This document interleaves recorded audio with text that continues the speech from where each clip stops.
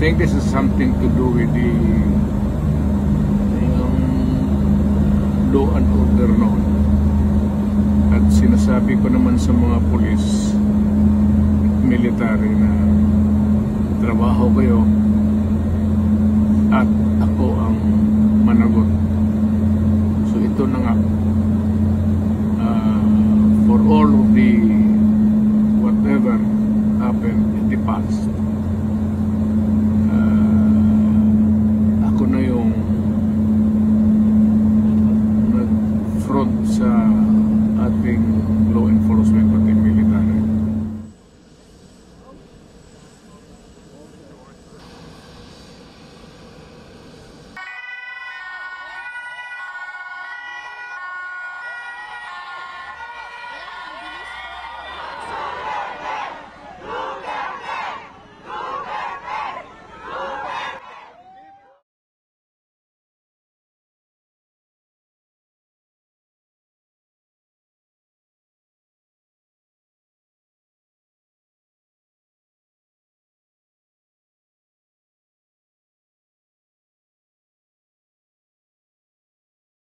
Judges have found reasonable grounds to believe that Mr.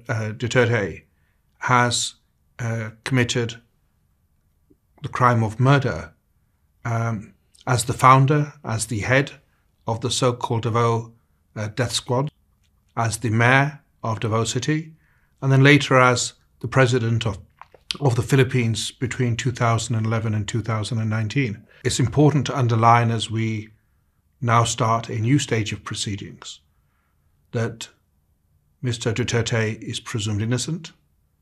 He will make his initial appearance before the court soon. Justice for all the victims of Duterte's crimes in the Philippines! Justice! Justice! We are calling for justice, not only for the victims, the 300,000 victims of extrajudicial killing, but for the Filipino people as well. We are here actually because we want to show our love and support to our beloved former President Rodrigo Roa Duterte po.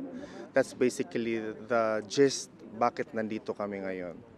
Because of our love and support to tinuturing naming tatay ng mga Pilipino.